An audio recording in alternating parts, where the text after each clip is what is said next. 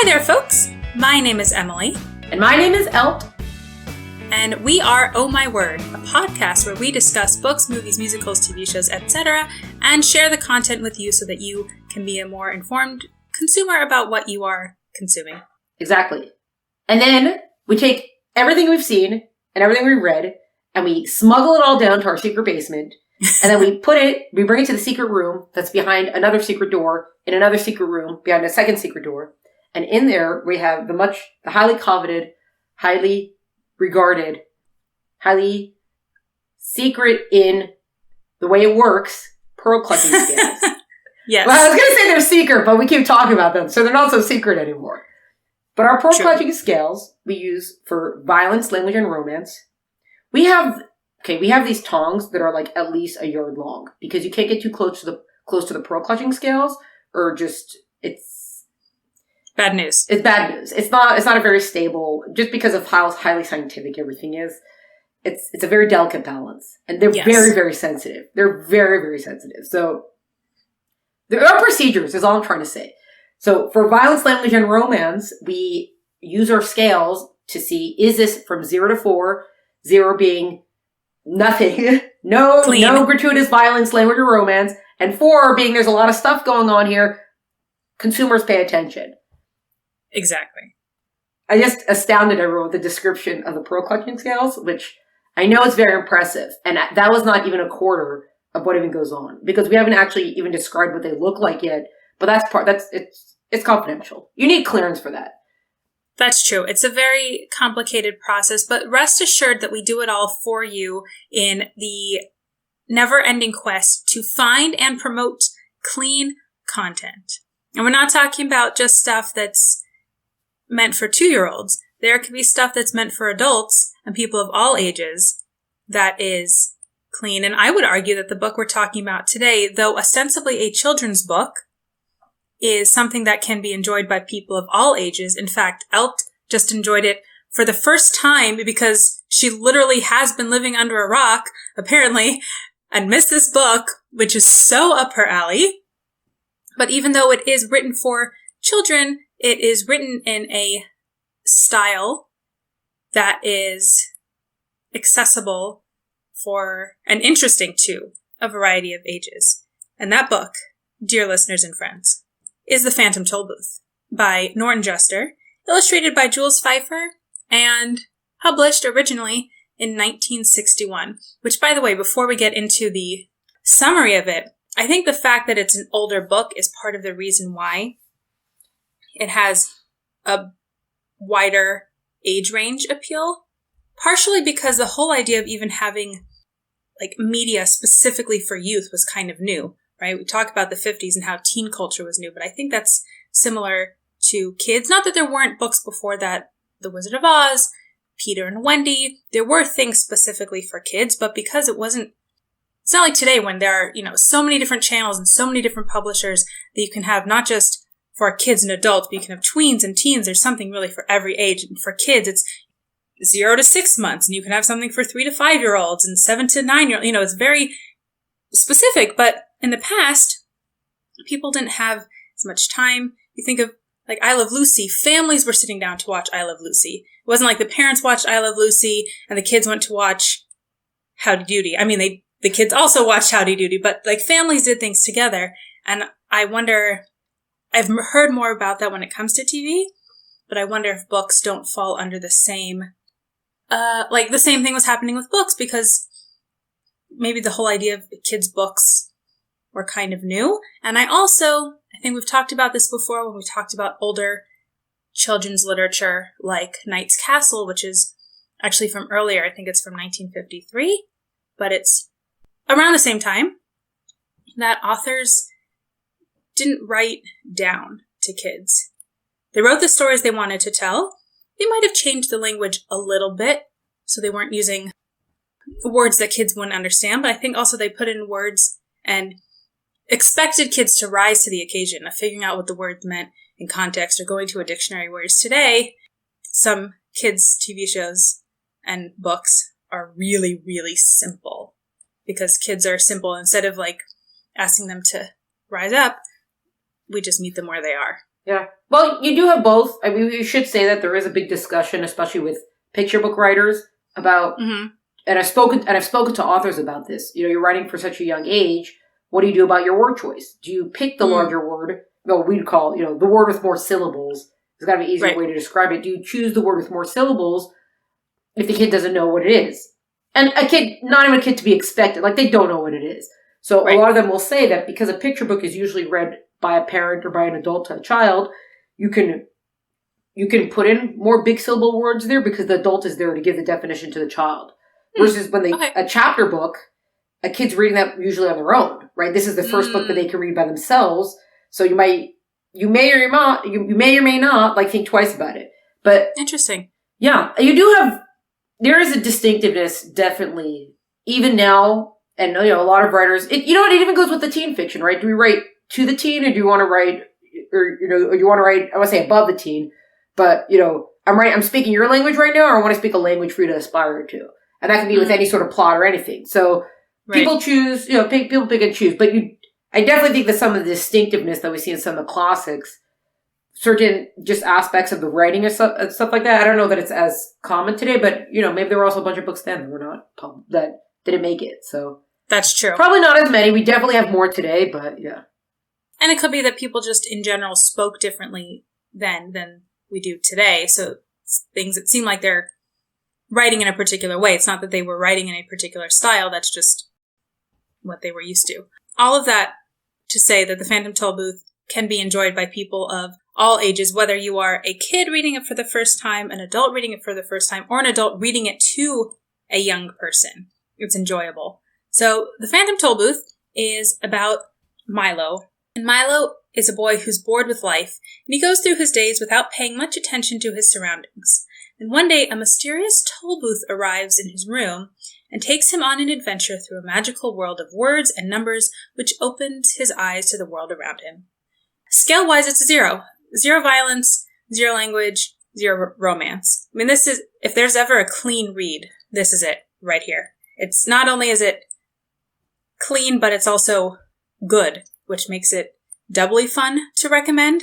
And clever, which makes it 100 times more fun to recommend. Yeah, absolutely. I always knew this book existed. I don't know why I never read it until now. And because also once I read it, I was like, why have I not read this until now? I've always known this book existed. It is older than I am. Where have I been? I don't know. Okay, well, under a rock, as Emily already said. But it just nails it. Like, it just gets so many things. It's not just that it's the clean book. It gets so many things right. But I want to sidetrack for 1 second. I saw an article recently about should we be calling things clean reads? Because that suggests a dirtiness to da-da-da whatever. And they were saying it was specifically about romance. Like, maybe we should call it closed door romance. Or blah, blah, blah. I don't know. I read the article and then I was like, okay, whatever. But you can see how much I cared about it. I was like, I hear the point you're trying to make. And it's not because, we use the word dirty and people might think like, oh, it's unclean.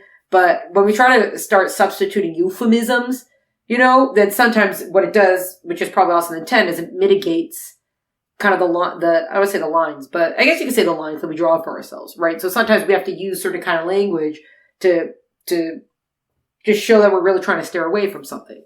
Anyway, back to this though.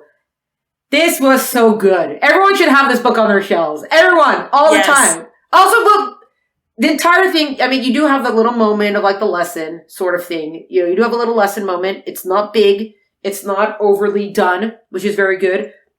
Very, very fast paced. Pretty fast paced, I should say. As in, we know a few paragraphs to tell us that Milo's bored with life, da-da-da. One day he comes, there's a toll booth. There's no explorations, no whatever. He sets up the toll booth and he goes. Right? That's it. Just get the story moving. So you definitely have a good pacing going. And the wordplay on this is fabulous. Like, we're going to, the kingdom of wisdom is falling apart because rhyme and reason have been banished. Like, the princesses, rhyme and reason have been banished. Right. So that's why the kingdom is falling apart. And you're like, I see what you're doing here. Right? So that's why also as an adult, you read it and you get, a kid could definitely get it, but as an adult, it's more of an appreciation of the actual wordplay that's going on. The story is the story to you. The kid could be more wrapped up in the story maybe than the adult, but the adult it's a great appreciation. It's like when you watch something that has a twist ending and you already know what the ending is, right? So instead you watch it to see how they actually set up the twist. Because the first time you didn't really know what to look for, but the second time, right, it's like anybody who watches Usual Suspects again. Anyway, maybe we should talk about that one time.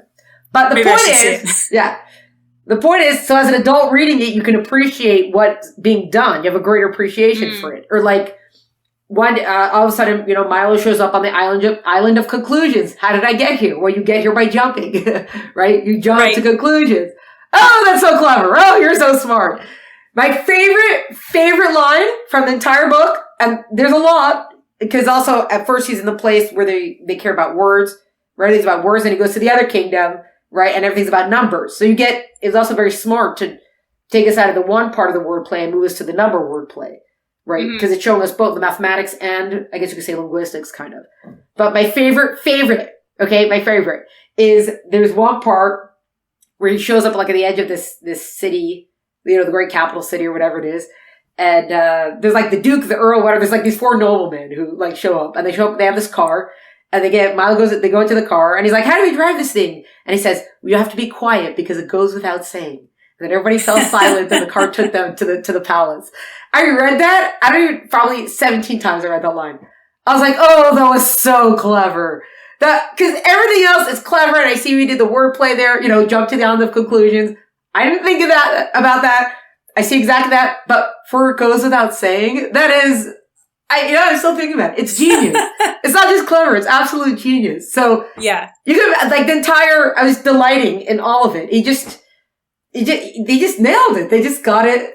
And it's all about, how is Milo, he's a kid and he's so bored with life. It's because he's not caring, right? So they're trying to, like, come on, be a thinker, be an explorer, be someone who questions and asks and learns and studies, right? And be involved. Yeah, be involved.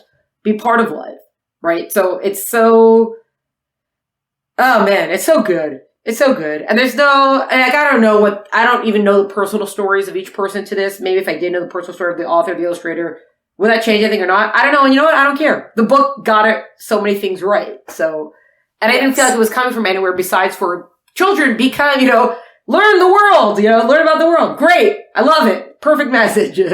Yeah.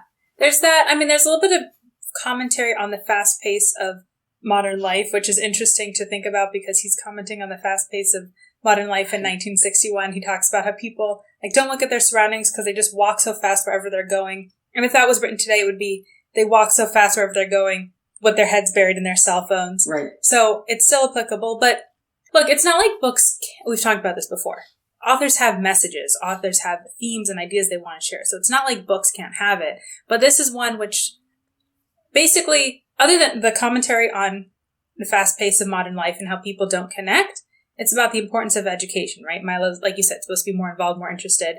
It's not exactly a controversial topic, I don't think. So it's there, and in some ways, I guess it's a little bit heavy-handed, but it's not controversial. Who's going to tell a kid, no, don't be interested in the world around you? And it's so much fun. Anyway. Yeah. Well, so that's probably also, by the way, the commentary about the fast pace of modern life and everyone's just moving so fast, that's where he has the one city where it's like the whole city disappeared, but everyone's still running back and forth because they're so busy. Right. I don't remember what the city's called, but it's something like that. And also you would hope that for a child reading it, so much would seem ridiculous to them. Why are you moving? You're going in and out of doors that don't exist because you didn't even notice the city's not there anymore because you're so busy right now. You hope that a child could get that and say, well, this is ridiculous, right? And that's kind of part of it, right? You are kind of exaggerating. We would like to think that even with everybody's heads in their phone, would they notice, if the city's not there anymore? We hope people would. We don't know, but a child could definitely catch on to that right away. But part of also the faster pace of the story or the aim for being a younger readers is that he can move through even his messaging that he doesn't sit on too much.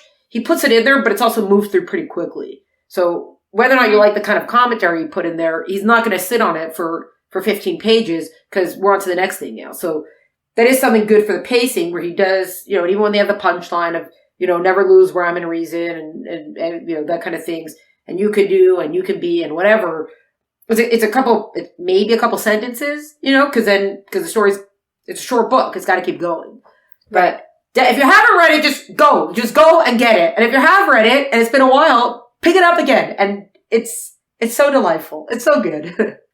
that's what I did. I picked it up again because Elle said she read it and wanted to talk about it, and it had been a while. And as with anything, when you read it again, I don't remember what this time struck me that I never caught on to. Oh, I think it was when they're in the Mountains of Ignorance, right. And the names of all the different monsters and how one of them is like Terrible Trivium, and then they're monsters of, again, it's like a commentary on lack of education, on the fast pace of modern life, but everything is so smart, but you're right, because of the pacing and because it's still a good story, it comes out as a good story, which makes it easier to enjoy and appreciate the message as opposed to something that's just a preach with a bad story. Right. Well, they have, in the Mountains of Ignorance, there's the one demon. Well, you have the bird snatcher who takes the words right out of your mouth or something like that. Right. And then there's the demon, I forgot what he's called, but he's like a demon of busy tasks, right? You have something important to do, but I'm going to help you. But instead, I have a lot of little things for you to do first, right? Move this mountain, move this pile of sand with a spoon or something, or with tweezers, I think it is. Yes. Right? And even, so as a kid, you're like, oh, whatever. But as an adult, you're like, I kind of do that sometimes, right? If I have a big task I don't want to tackle, I need to fold laundry, you know? Exactly. But I did I have the dishes washed? Let me double check. Like, all of a sudden you're so into washing dishes magically, you know? Totally. The joke is that it is, and especially as an adult, you could, especially when for all of it, but definitely for the Mountains of Ignorance, and you see the different demons there. Again, now that you're saying that also, I kind of blanked out on what the other names are, but a lot of it is like, you know, the demon of the person, like, the demons are the ones that don't want to listen to other people, or the ones that, you know, have I guess the same thing, like myopic vision, you know, that they're not the demons of assumptions or something like that. It's all that kind of stuff, which, even if you don't want to hear it, like, you can't deny the truth of it, that all these things could lead someone to, you know, to blocking rhyme and reason, kind of. Now, there's absolutes. It doesn't go into, I don't think it goes into emotions too much. It does it a little bit with, like, you know, if we want certain things, it whatever, but it's not specifically about emotions, this book. It's more about, like, stays more on the intellectual thing. One thing I had a question with is I wonder, like, the first place he gets to are the doldrums, and I was wondering if kids know what that is. But maybe that's a way for them, like, because we don't really use that word anymore, do we? But I guess that's a way for them to go look it up. Right. Or probably they read the book, let's say they read it when they're 9, and they think the doldrums is just a made-up place, and at some point they're going to come across the word the doldrums in a book and realize, wait, did they get this from Norton? Is this a real word? I'm sure that happened for a lot of people. That's true. Yeah, that's a good point. Yeah. Did we recommend this book highly enough yet? I don't know if we did, but we do. I don't know if we made it clear. Yeah. In case we didn't make it clear, we highly recommend it. More like this, right? Exactly. Clean stuff. Well, we're going to use the word clean. I don't care. We're going to use the word clean. Clean and pearl clutcher friendly. Yes. Our pearls appreciate when we read a book like this because they don't get smushed. We clutch the pearls in delight, not in anger or horror or any of the other negative emotions that may exist in the Mountains of Ignorance and or whatever the other word would be. Mountains of horror for us. Yeah. So I guess we'll be back soon with more stuff. Not this clean, sadly. It never is. But we're on the hunt. If you know something this clean that's not just meant for 2-year-olds, please let us know because we'd really appreciate it. Until then, thank you so much for listening, and we will catch you next time. Cheers, people! Oh My Word Podcast is brought to you by the pearl-clutching basement dwellers at Oh My Word. Follow us on Instagram for updates at Oh My Word Podcast, or like and subscribe wherever you listen to podcasts. For full episode notes and details, visit eltenenbaum.com. Music is by Tim Berg.